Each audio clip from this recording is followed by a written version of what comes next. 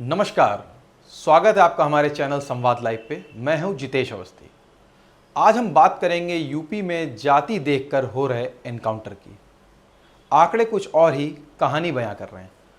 उत्तर प्रदेश में हाल ही में हुए एनकाउंटर पर नई बहस छिड़ गई है, खासकर तब जब समाजवादी पार्टी के प्रमुख अखिलेश यादव ने आरोप लगाया है कि यूपी में जाति देखकर एनकाउंटर किए जा रहे हैं। पर क्या सच में ऐसा है?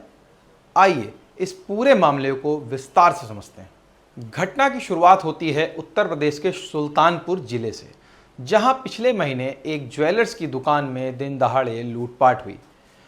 लूटकांड में कुल 14 आरोपी शामिल थे। इनमें ठाकुर, यादव, शुक्ला, कोरी और मुस्लिम भी थे।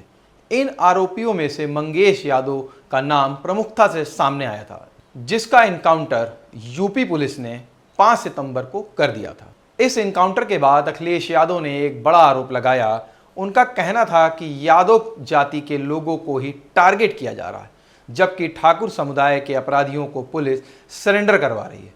इस बयान ने राजनीतिक माहौल को गर्म कर दिया और एनकाउंटर पर सवाल खड़े कर दिए।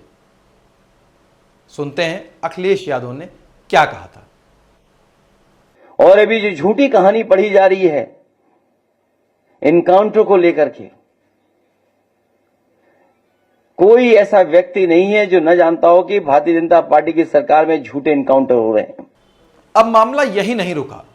कुछ दिनों बाद उत्तर प्रदेश पुलिस की स्पेशल टास्क फोर्स ने 18 सितंबर को एक और आरोपी अनुज प्रताप सिंह का एनकाउंटर किया। अनुज प्रताप सिंह ठाकुर जाति का था और इस पर भी 1 लाख रुपए का इनाम घोषित था। यह वही सुल्तानपुर लूटकांड का आरोपी था। अब सवाल यह उठता है कि अगर यादव जाति के आरोपी का एनकाउंटर जातिगत आधार पर था, तो ठाकुर जाति के आरोपी का एनकाउंटर कैसे हुआ? अनुज प्रताप सिंह के एनकाउंटर के बाद उनके पिता का एक बयान भी सामने आया है। पहले उस बयान को सुनते हैं। अनुज प्रताप सिंह मेरा लड़का था। उसका सूरत में सिर्फ एक ही केस था और बाकी सुल्तानपुर में नाम था। पुलिस ने उसको एनकाउंटर करके मृत घोषित कर दिया। चलो, अखिलेश यादव जी का इच्छा तो पूरी हो गई। कम से कम ठाकुरों का एनकाउंटर करके उनकी इच्छा की पूर्ति तो हो गई। ठाकुर का भी एनकाउंटर हो। एनकाउंटर पर अखिलेश यादव ने कहा कि कमजोर लोग ही अपनी शक्ति साबित करने के लिए एनकाउंटर करते हैं। वहीं इस पूरे मामले पर मुख्यमंत्री योगी आदित्यनाथ ने कहा कि जो भी उत्तर प्रदेश में बेटियों और व्यापारियों की सुरक्षा को चुनौती देगा, उसका यही अंजाम होगा, चाहे विपक्ष को दर्द ही क्यों ना हो। और आप देखते होंगे जब उनके किसी एक माफिया शागिर्द को, किसी डकैत को जो पुलिस मुठभेड़ में मारा जाता है, जब मारा जाता है तो इनकी दुखती हुई नस पर जैसे पुलिस ने उंगली रख दी हो, तब ये चिल्लाने लगते हैं। इस पूरी घटना के बाद यह सवाल उठना लाजमी है कि आखिर क्यों अपराधियों की जाति को लेकर इतनी राजनीति होती है। क्या हमारे देश में सिर्फ अपराधियों की जाति को ही देखा जाएगा या पीड़ित की भी जाति मायने रखती है? यह एक महत्वपूर्ण पहलू है जिस पर कम ध्यान दिया गया। जिस ज्वेलर्स की दुकान पर लूट हुई थी, उस व्यापारी का नाम था भरत जी सोनी, जो ओबीसी समुदाय से आते हैं। लेकिन इस पूरे मामले में उनकी जाति का तो कोई जिक्र ही नहीं हो रहा।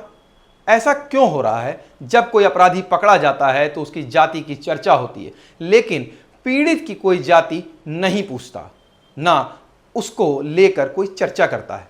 अब सवाल यह है कि क्या वास्तव में यूपी में जाति देखकर एनकाउंटर हो रहे हैं या सिर्फ राजनीतिक बयानबाजी है? आंकड़े बताते हैं कि जिन आरोपियों का एनकाउंटर हुआ वे विभिन्न जातियों से हैं, फिर भी नेताओं द्वारा इसे जातिगत रंग दिया जाता है। क्या यह हमारी राजनीति का असली चेहरा नहीं दिखाता, जहां जाति का मुद्दा सिर्फ वोट बैंक के लिए उठाया जाता है? आपका क्या विचार है? क्या एनकाउंटर जाति देखकर किए जा रहे हैं या यह सिर्फ राजनीति है? इस पर हमें कमेंट कर जरूर बताएं। अगर आपको यह वीडियो जानकारीपूर्ण लगा हो तो लाइक और शेयर जरूर करें, और हाँ, हमारे चैनल को अगर आपने सब्सक्राइब नहीं किया है तो आज ही करें। तब तक के लिए धन्यवाद। नमस्कार।